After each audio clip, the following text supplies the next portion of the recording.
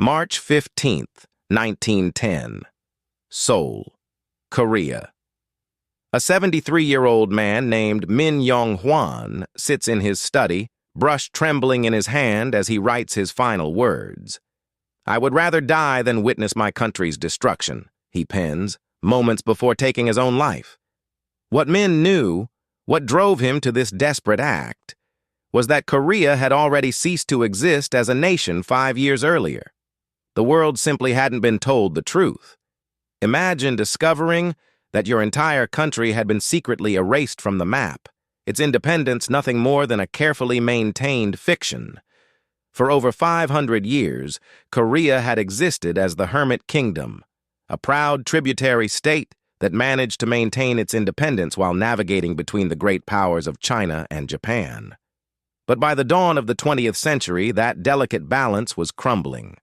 Japan had emerged from centuries of isolation with a hunger that terrified its neighbors. After defeating China in 1895 and Russia in 1905, the island nation turned its gaze toward the Korean peninsula. Korea possessed everything Japan desperately needed: rice to feed its growing population, coal to fuel its industries, and a strategic position that could serve as a stepping stone to the vast resources of Manchuria. Emperor Gojong of Korea understood the threat.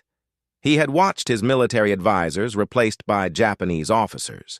He had seen Japanese troops patrol his capital. Most disturbing of all, he had been forced to accept Ito Hirobumi as Japan's resident general, essentially a foreign governor operating from within his own palace. The Korean court was split between those who sought accommodation with Japan and those who believed resistance was still possible. Min Yeong-hwan led the resistance faction, convinced that international pressure could still preserve Korean independence. He was tragically wrong. Within 5 years of annexation, Japan would control 90% of Korea's arable land, leaving millions of Korean farmers as tenants on their ancestral soil. The annexation of Korea began not with armies, but with contracts and treaties. Japan's strategy was methodical, designed to create the appearance of legitimacy while systematically dismantling Korean sovereignty. The process accelerated after Ito Hirobumi's assassination by Korean independence fighter An Jung-geun in October 1909. Japanese leaders, particularly the military faction, used Ito's death as justification for complete annexation. "Korea has proven it cannot govern itself," declared General Terauchi Masatake, who would soon become Korea's first Japanese governor-general. Behind closed doors in Tokyo, the annexation had already been decided. Japanese officials drafted the Korea-Japan Annexation Treaty in complete secrecy, consulting no Korean representatives. The document transferred all sovereign rights of the Korean Empire to the Emperor of Japan. It was colonialism disguised as a legal transaction. On August 22, 1910, Japanese officials presented the treaty to Emperor Gojong. They demanded his signature within hours. When Gojong hesitated, Japanese forces surrounded the palace. The message was clear: sign willingly or watch Korea burn. Prime Minister Lee Wan-yong, who had long been in Japan's pocket, affixed the Korean royal seal to the document. Emperor Gojong never signed it himself, a detail that would be erased from official Japanese records. Picture yourself as a Korean palace guard that day, watching foreign soldiers dictate terms to your emperor in his own throne room, powerless to intervene. The annexation was announced to the world as a voluntary merger. International newspapers reported that Korea had requested Japanese protection.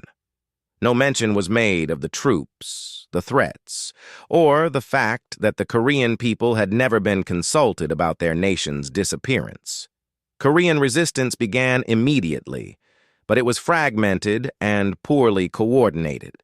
The Japanese had spent years identifying potential leaders and neutralizing them through bribery, exile, or arrest. Those who remained faced an occupation force that had studied every successful colonial model of the previous century.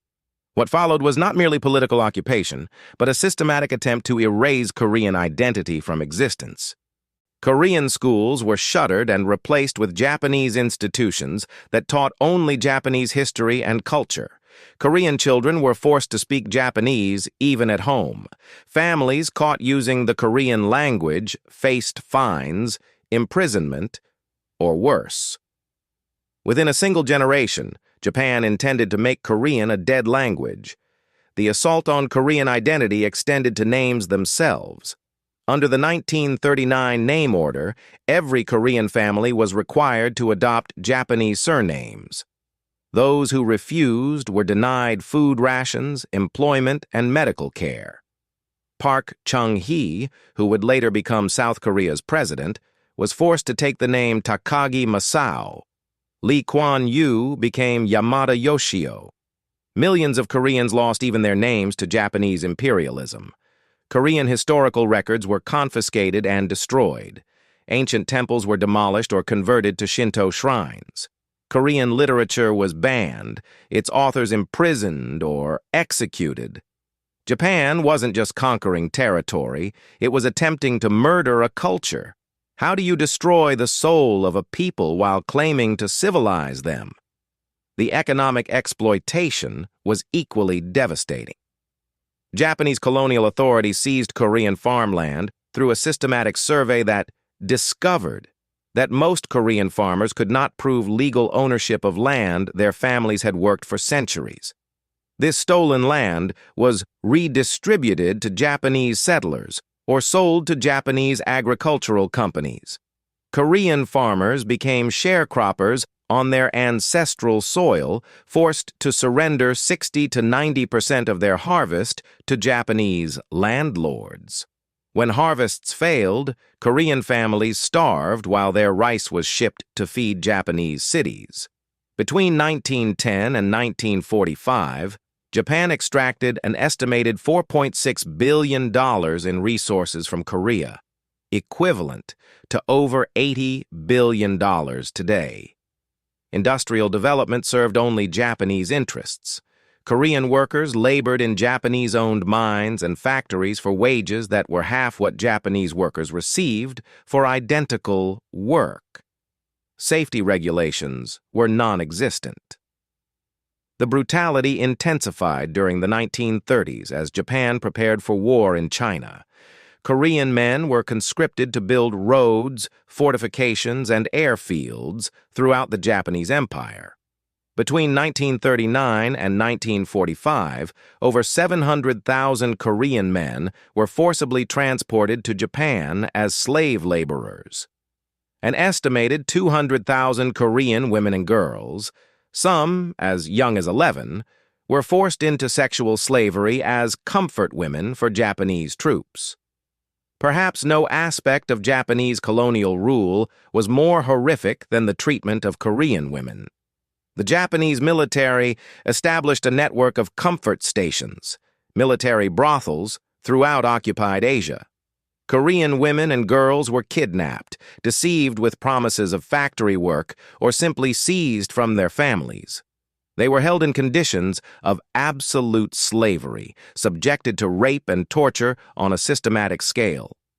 Japanese officials maintained detailed records of this horror, treating the sexual enslavement of Korean women as a logistical challenge rather than a moral abomination. Documents recovered after the war revealed quotas, transport schedules, and efficiency reports that reduced human suffering to bureaucratic data. Liberation came suddenly in August of 1945, with Japan's surrender, but freedom did not. Korea found itself divided between Soviet and American occupation zones, setting the stage for decades of additional suffering. Many of the Korean collaborators who had served Japan were quickly rehabilitated by American occupation forces who valued their administrative experience over their wartime conduct. Park Chung-hee, who had served as an officer in the Japanese military, eventually became South Korea's dictator. The trauma of collaboration would poison Korean politics for generations. Japan's systematic destruction of Korean records made it nearly impossible for survivors to prove their suffering or claim compensation. Comfort women were stigmatized in their own society, their voices silenced by shame and social taboo. Many spent their entire lives in poverty, their suffering unacknowledged. For decades after the war, Japan denied or minimized the extent of its colonial crimes. Japanese textbooks described the annexation as a merger and claimed that Japanese rule had modernized Korea. Successive Japanese governments refused to acknowledge the systematic nature of wartime atrocities. Consider the elderly Korean woman in the 1980s, finally finding the courage to speak about her experience as a comfort woman, only to be told by her own government that reconciliation with Japan was more important than justice. The silence was finally broken in 1991 when Kim Hak-sun became the first comfort woman to publicly testify about her experiences. Her courage inspired hundreds of other survivors to speak out, but by then, most had already died in poverty and obscurity. Of the estimated 200,000 Korean comfort women, fewer than 200 were still alive to see their suffering acknowledged.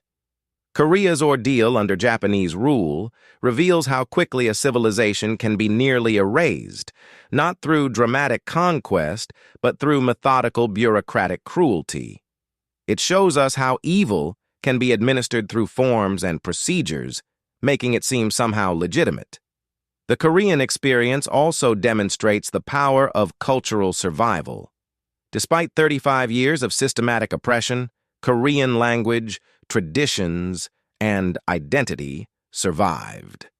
They survived in whispered lullabies, in hidden manuscripts, in the quiet defiance of ordinary people who refused to let their heritage die. Today, Korea stands as one of the world's most dynamic societies, but the scars remain visible to those who know where to look.